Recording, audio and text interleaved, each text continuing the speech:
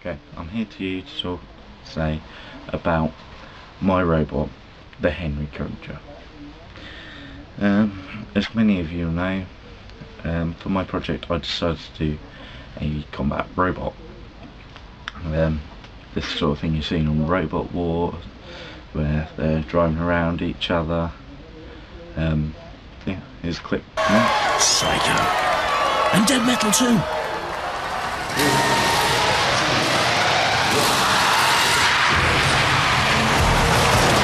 Already Firestorm on the attack. S3 trying to draw them on. Is that the plan? That's what we heard from the pits. S3 though, against the angle grinder there. You can see the sparks flying. Bigger Brother gets the flipper to work. Immediately driving on though is Firestorm once again. Can get up to 12 miles an hour. S3 and jumping it out! Very quick! And over and out for S3. Firestorm attacking Bigger Brother now.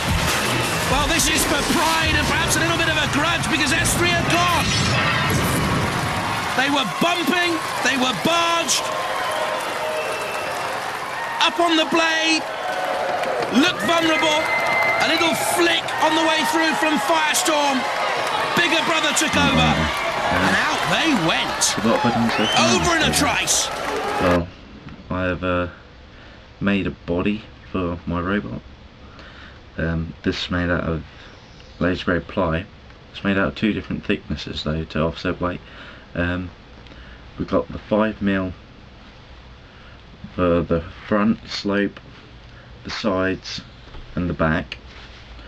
We've got the 3mm for the top of the design, the two pivot points and the cam.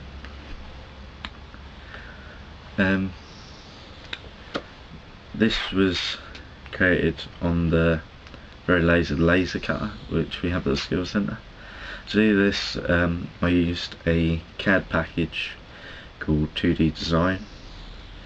This was a very simple thing to do. It was just refine the design. So originally I started off with cardboard and I realised it was about twice the size it needed to be.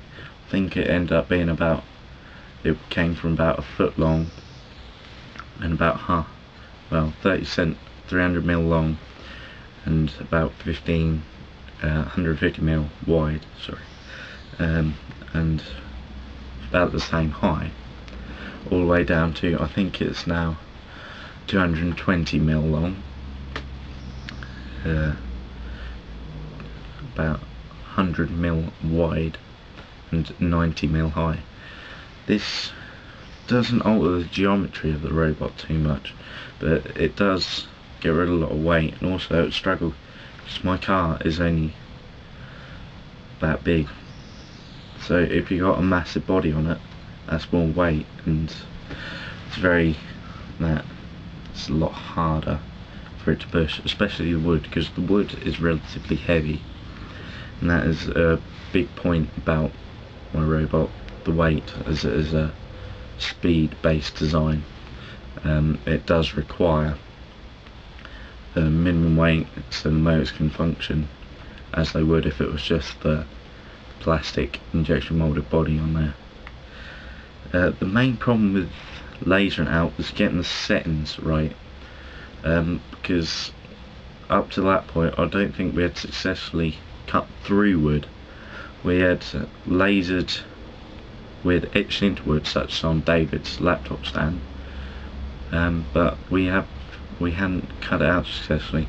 And what I discovered is if you set it to about 1/2 above the actual material thickness, we use pine for this, well, pine, so we set it to medium wood setting, which was for older, and we went round 2 or 3 times and that cut out the various pieces. I think it took 3 goes round for the 5mm ply and 2 goes round for the 3mm ply. Another thing I've done in this project is thought about a weapon system. This has evolved greatly. When I first did my project proposal, it was based on a very simple spring pen type idea. When you click a pen, the endless release. So I was thinking, if you have that sort of thing on a bar, so you have a button on the front, bar pushing it across, which release a latch on a spring. Spring then fire up and hit into the arm. My problem with this is it can't ideally be reset, and it's going to be really unreliable, as you've got to get the latch off in time, and it's very well, it's a crap design really. I then moved on to a motor design, which was going to have the forward and reverse. Now, the only problem is, as I could not add it physically to the remote control, as it didn't have enough outputs and the car didn't have enough inputs, I could not have it on switches. So I would have to have buttons on the front and on the back of my car. Combat Robot. I thought I could do this with having forward and reverse, but I spoke to electronics expert Mr. Beard, and he advised me that I could not have it. It wouldn't have the same effect as a double throw switch. It would simply burn out my motor. So what he suggested instead was having a switch to turn it on, so send it upwards, but then would hit the top and the motor would stop going, and then I use gravity to bring it back down and reset it, which was a genius plan, as it wouldn't require me to add the double throw switch to the motor, and it's a very simple and easy system to use. Another headache was my lifting arm.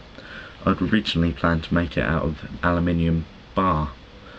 This was because I saw it on the Henley site and I thought this is ideal. But then I wish I'd have researched this though, as the weight was far too much for the motor I am using or any system I plan to use. So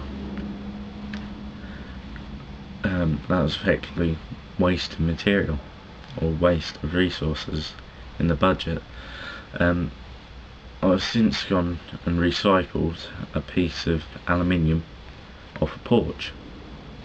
The porch was dismantled before I took the piece of aluminium, and this is hollow on the bottom and makes it very light. I cut it at an angle to make it a solid piece. I then put pot rivets into it, so it's a very secure, solid but light piece, which is the specification for the lifting arm. I do regret to say that I cannot test my robot, as I've broken the main provider of the electronics, the car. This was all my fault. Mainly, firstly, I dropped the wheel, so it's now a three-wheeler. I also broke the power switch, and it no longer does anything of any merit. On the plus side though, my controller still works, so I may be able to get the transmitter and stuff on there. I cannot test my robot due to the fact me and Henry both have the same car, and they both run on the same channel. This is how I know my controller works, as I was trying desperately to get my car going. I noticed a in sound, and Henry's robot was falling off the table, driving around. So yeah, so apart from having a broken car, not being assembled, my project is well, it went well. I wouldn't do it again though. Too much work. So yeah. So that is my presentation, sum up the project. Just like to say thanks for watching, and if you have any questions, please ask my future self. Adios.